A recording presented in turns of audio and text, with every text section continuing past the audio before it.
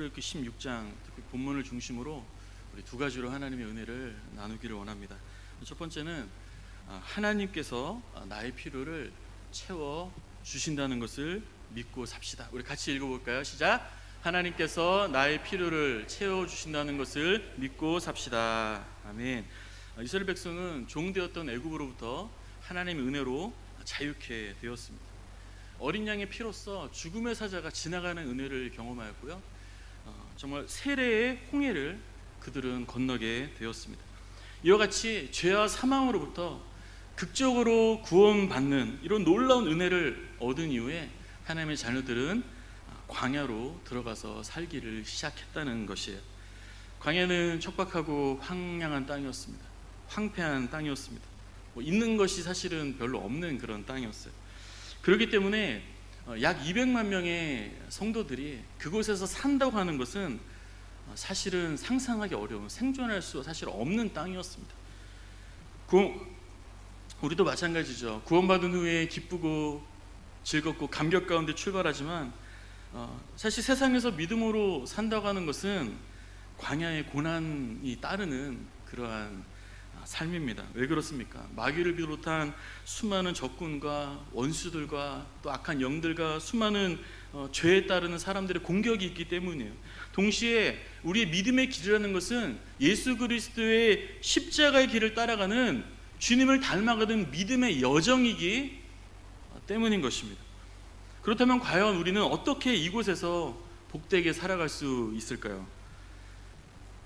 그런데 사실 누구보다 모세는요, 이 광야가 어떤 곳인지를 누구보다 잘 알았던 사람이었다는 것입니다. 모세는 지난 40여 년 동안 광야와 그 주변에서 살면서 실제로 양을 치며 살았던 사람이었어요.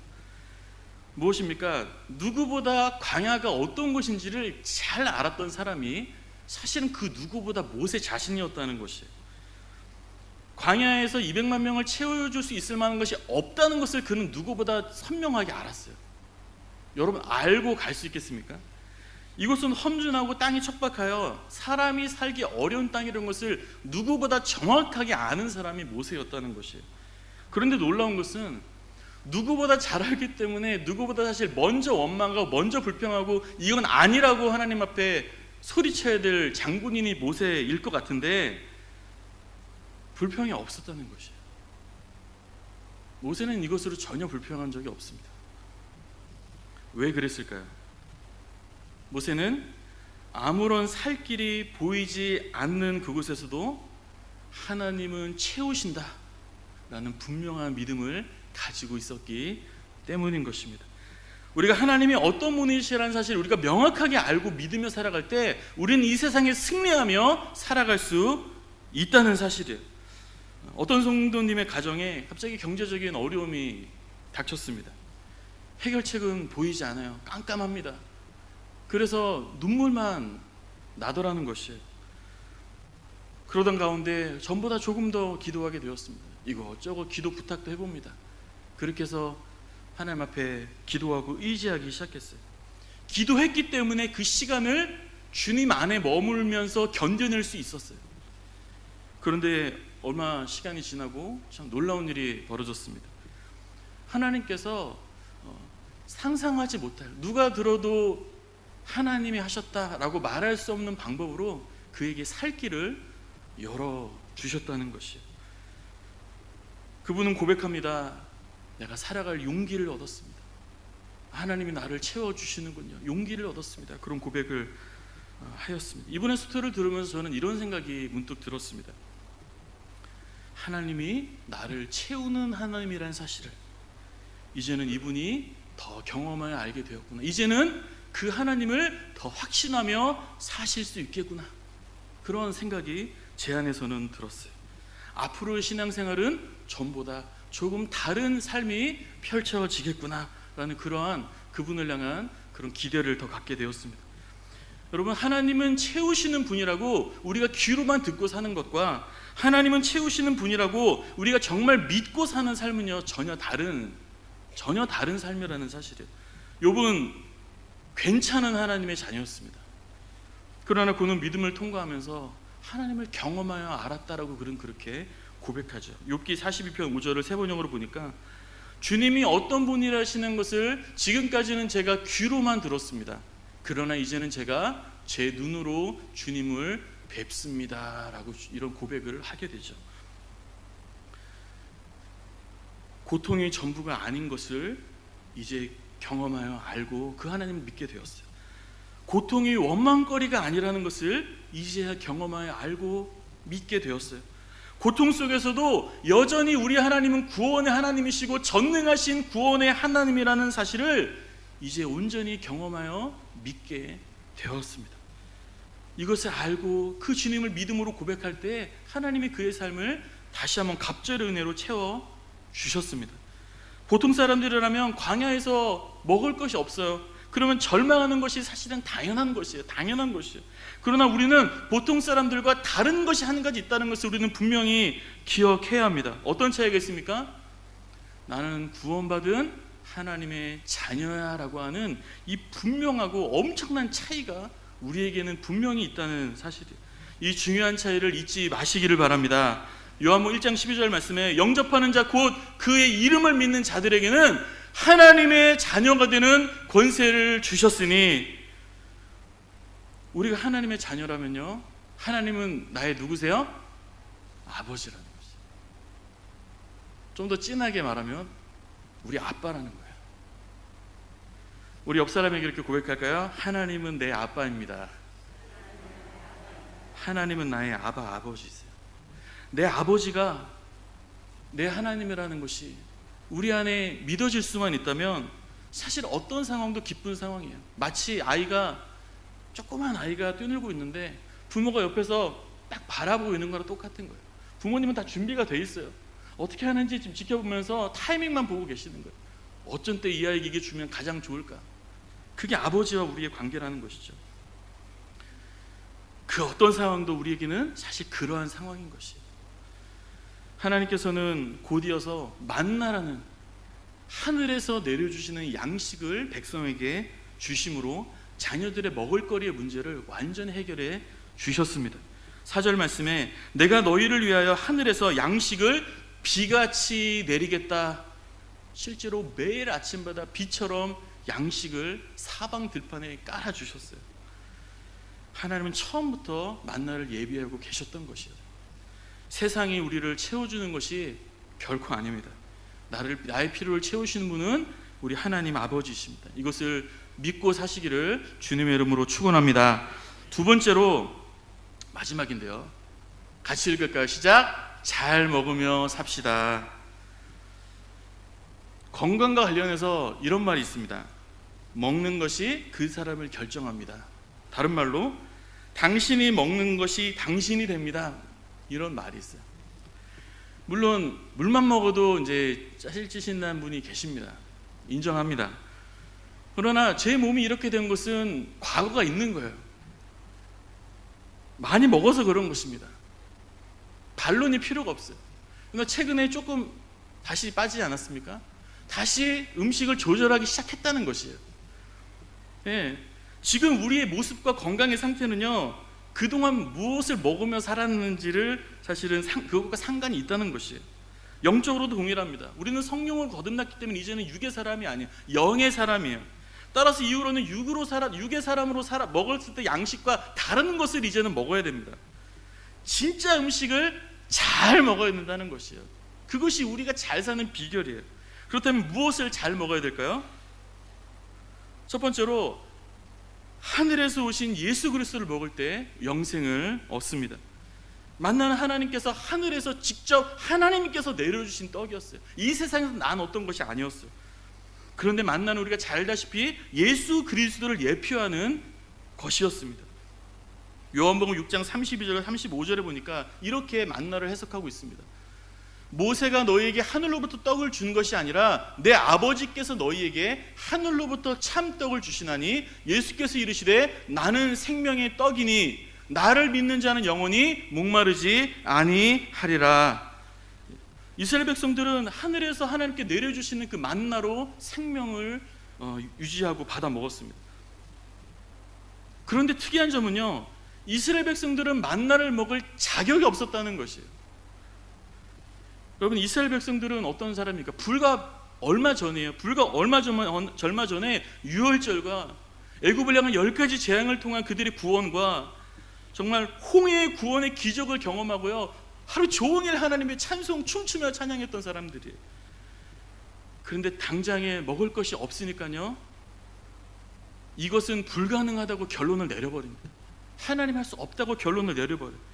그리고 하나님과 모세를 불평하고 원망한 것 외에는 그 어떤 좋은 일도 행한 것이 아무것도 없어요. 한번 찾아보세요. 아무것도 없어요. 오늘 본문을 1절부터 13절까지 보니까 원망이란 단어가 9번이나 등장을 합니다. 원망밖에는 한 것이 없어요. 2절과 3절에 그 광야에서 모세와 아론을 원망하여, 또 8절에 너희의 원망은 여호와를 향하여 하는 것임이라, 그렇게 표현하고 있습니다. 그런데 하나님은요, 은혜 받을 자격이라는 것은 눈을 씻고도 찾아볼 수 없었던, 아니 은혜 받지 못할 자격밖에 없었던 그들에게, 더군다나 그들이 요구하지도 않았어요. 요구하지도 않았는데도 불구하고 그들에게 하늘 양식을, 생명의 떡을 그들에게 먹여 주셨다는 사실이에요.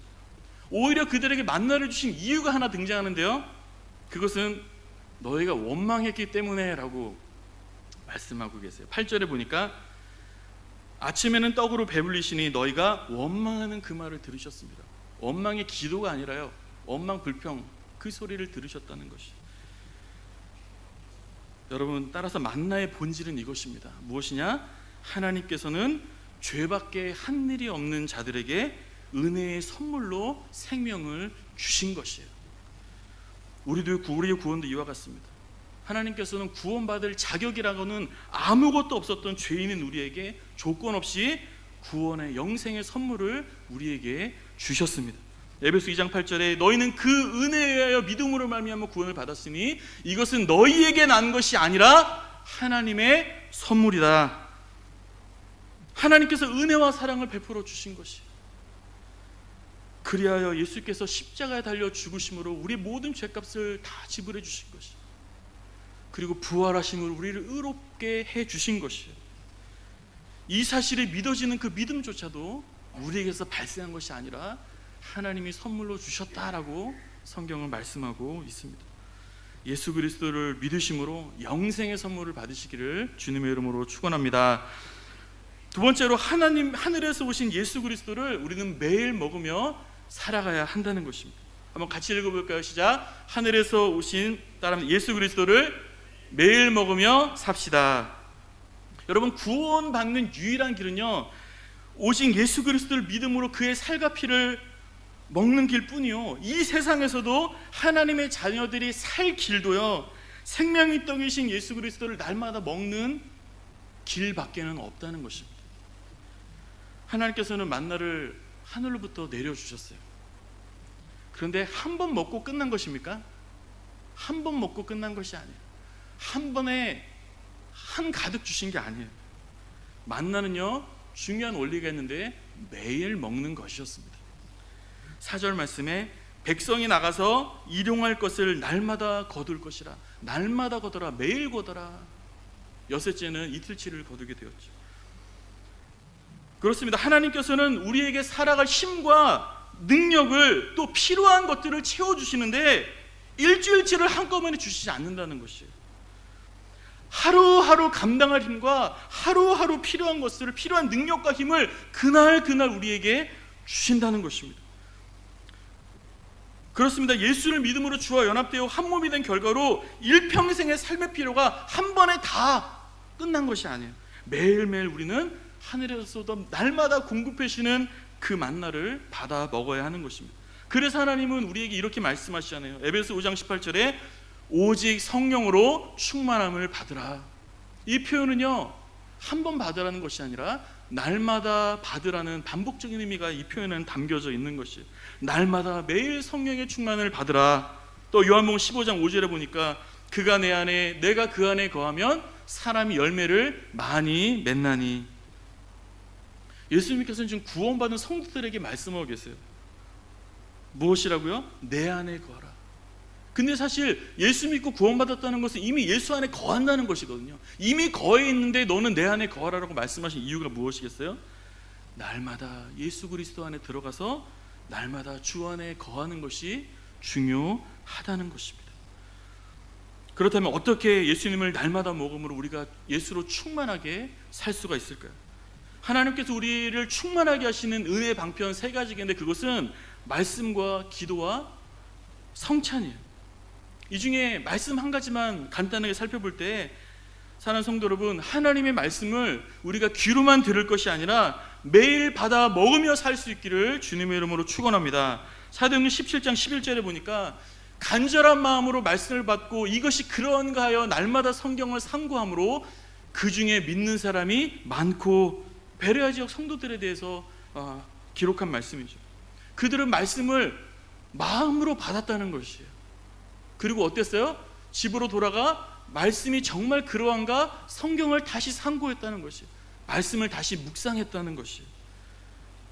그럴 때 말씀이 그들에게 능력이 되었다는 것이죠. 실제로 그들 가운데 믿는 자들의 수가 많아졌다는 것입니다. 믿음의 역사가 나타났다는 것이에요. 생명의 구원의 역사가 그들 가운데 나타나기 시작했다는 것이에요. 이것이 신앙생활에 있어서 굉장히 중요한 원리입니다. 여러분, 그렇죠. 구원 이후에 하나님과 나와 관계는 인격적인 관계입니다. 따라서 우리가 의무적으로 말씀을 받거나 대충 말씀 받고 그냥 잊어버리고 그냥 그렇게 살아서는 안 되는 것이에요. 예수 그리스도이신 그 하나님의 말씀을 우리 마음의 깊숙한 곳에 깊이 새겨야 하는 것이 중요한 것입니다. 한마디로 말씀을 내 것으로 삼아야만 그 말씀이 나에게 능력이 된다는 것이에요. 한번 따라합니다. 약속의 말씀을 나의 것으로 삼겠습니다. 우리가 구원받을 때 어떻게 구원받았습니까? 예수 그리스도를 나의 구원자, 나의 주인으로 여러분들 믿었잖아요. 그렇게 주님을 우리가 모셨잖아요. 나의 주, 나의 하나님이시잖아요. 그냥 다른 분의 하나님이 아니잖아요. 그렇게 주님을 믿을 때 우리는 구원받은 것입니다. 이와 같이 날마다 삶의 능력을 얻는 비결도 이와 같아요. 하나님의 생명의 말씀을 날마다 나에게 주시는, 하나님과 나 사이에 주시는 그 하나님의 말씀으로, 내게 주시는 말씀으로 내 것으로 받아 먹어야 한다는 것입니다. 젊었을 때 한동안 기도원에 마음이 급할 때 올라갔던 적이 있어요. 가면은 돈도 얼마 없었을 때 그냥 돈 좀 들고 그냥 막무가내로 올라가서 한 일주일 기도하고 내려왔던 적이 종종 있었습니다. 그 이후에 어느 순간 돼서 이제 안 올라가게 이제 되었는데요. 그렇게 올라갈 때면 저는 그런 기대가 있었어요. 하나님이 뭔가 기적적으로 내 삶을 새롭게 하실 것이라는 그런 기대가 있었어요. 내 눈앞에 있는 모든 장애물을 다 치워주실 것이라고 하는 그런 하나님에 대한 기대가 있었어요. 그런데요, 산에서 내려오면 늘 저의 환경은 그대로더라고요. 환경은 아무것도 변한 것이 없어요. 상황은 똑같았습니다. 또다시 제가 알고 있는 그 삶이 시작되었어요. 그런데 다만 달라진 것이 하나 있었는데 제 안에 하나님의 은혜로 충만하게 채워졌었습니다. 예수 그리스도로 내 안이 충만하게 채워졌었어요. 이것 중에 한 가지를 알았습니다. 단지 문제가 해결되는 것이 그것이 문제 해결이 아니구나라는 것을 알게 되었어요. 예수 그리스도로 충만해지는 것이 하나님이 원하는 문제 해결이구나라는 것을 알게 되었어요. 하나님은 내가 예수 그리스도로 충만하기를 원하시는구나라는 것을 알게 되었어요. 예수 그리스도 충만해서 내 자체가 능력의 사람이 되는 것을 하나님은 원하시는구나라는 사실을 알게 되었어요. 실제로 상황은 그대로인데 그것을 감당할 능력이 저에게 생겼더라고요. 그것을 견뎌낼 수 있는 힘이 저에게 생겼더라고요. 감사한 마음으로 그 상황을 살아갈 수 있는 은혜를 제가 얻게 되었더라고요. 우리가 매일매일 먹기에 힘써야 될 것, 그것이 무엇이라는 것입니까? 예수 그리스도라는 것이. 예수, 우리가 실제 우리 삶 속에서도 생명의 떡이라는 사실을 믿으시기를 바랍니다. 그렇게 날마다 예수 그리스도인 그 생명의 떡인 하나님의 말씀을 나의 말씀으로 받아 먹을 때 하나님께서는 나의 필요를 충만하게 채워 주십니다. 이스라엘은 실제로 그러했어요. 매일 아침마다 하나님이 채워주시는 만나로 배불리 먹었어요. 일일이 날마다 받았어요. 날마다 받아서 그들은 먹었어요. 부족함이 없었다는 사실이에요. 마태복음 6장 31절 33절에 이런 말씀이 있습니다. 너희가 염려하여 이르기를 무엇을 먹을까 무엇을 마실까 무엇을 입을까 하지 말라. 먼저, 여기서부터 같이 읽어볼까요? 시작. 먼저 그의 나라와 그의 의를 구하라. 그리하면 이 모든 것을 너희에게 더하시리라. 아멘. 그의 나라와 그의 의를 먼저 구하라. 이것은 한마디로 나의 필요한 것을 너희가 구하지 말고 그 전에 무엇을 구해라? 하나님의 은혜를 먼저 구하라는 것이, 주님 자체를 먼저 구하라는 것이, 먼저 예수 그리스도로 너희 안을 충만하게 채워라 라고 말씀하는 것입니다. 왜냐하면 예수 그리스도만이 우리의 참된 음식이기 때문입니다. 그렇게 하면 나의 모든 필요를 주님께서 채우시겠다라고 주님은 우리에게 말씀해 주시는 것이에요. 말씀을 정리하면서 여러분, 하나님께서 200만 명이나 되는 그 하나님의 자녀들에게 매일 채우셨던 만나의 양에 대해서 한번 살펴보니까요, 그 하루에 만나의 분량이 얼마나 되는지 아십니까? 화물 열차가 30개의 칸을 달고 있는 화물 열차가 10대의 만나의 분량이라고 해요. 200만 명이 하루 먹을 만나가. 저 여러분들, 하나님께서 200만 명의 이 하나님의 자녀들에게 매일같이 이와 같이 만나로 채우셨다는, 하늘로부터 내려서 먹이셨다는 이 사실이 여러분들 마음에 믿어지십니까? 오늘 성경 말씀이 여러분에게 믿어지십니까? 여러분, 그렇다면 저와 여러분에게도 필요한 모든 양식을 하나님께 날마다 채우실 것이라는 사실을 믿으시기를 바랍니다. 앞으로도 채우실 것임을 믿으시기를 바랍니다. 눈앞에 광야로 말미암아 음식이 떨어졌어도 여러분 믿으시기를 바랍니다. 여러분, 이번 한 주간 하나님께서 내려주시는 만나로 우리를 채우시는 그 하나님, 여러분 믿음의 눈으로 바라보시면서 오직 말씀과 기도로 예수로 충만한 삶을 한 주간도 살아내시기를 주님의 이름으로 축원합니다. 살아계신 하나님, 은혜를 감사합니다. 생명의 떡이신 예수님, 우리가 죄인이고 아무것도 주님께 은혜 받을 만한 자격도 조건도 없었음에도 불구하고 우리에게 은혜를 베풀어 주셔서 예수 그리스도 십자가에 달려 죽으시고 부활하심으로 아버지, 우리를 단번에 구원하신 생명의 떡으로 우리를 먹이신 하나님, 그 은혜와 사랑에 하나님 감사와 찬양을 올려드립니다. 하나님, 우리의 영혼을 구원하셨을 뿐만 아니라 우리의 영혼의 양식을 채우셨을 뿐만 아니라 우리의 삶의 양식도 하나님께서 채워주시는 분이신 것을 믿습니다. 날마다 이스라엘을 매일매일 만나와 메추라기로 먹이셨던 것처럼 오늘도 날마다 필요한 것을 하나님이 채우실 것이라는 이 분명한 사실을 믿으며 살 수 있도록 우리에게 믿음의 확신을 더하여 주옵소서. 한 주간 살아갈 때 다른 필요를 구하기 전에 생명의 떡이신 예수 그리스도 내 안에 충만케 되기 위하여 말씀과 기도로 예배로 주님으로 충만하기 위하여 몸부림치는 한 주간이 되게 하여 주옵소서. 우리 안에 예수로 충만해질 때 우리에게 능력을 얻게 되는 것을 믿습니다. 하나님의 능력으로 살게 될 것을 믿습니다. 우리로 예수의 능력으로 충만하게 하시고 한 주간도 살아갈 힘과 능력을 더해 주시고 하나님 앞에 매일 주님의 필요를 간구할 때마다 하나님 기가 막힌 방법으로 우리의 삶을 채워 주옵소서. 하나님, 그렇게 채우실 주님 믿고 감사드리며 예수 그리스도 이름으로 기도드립니다. 아멘.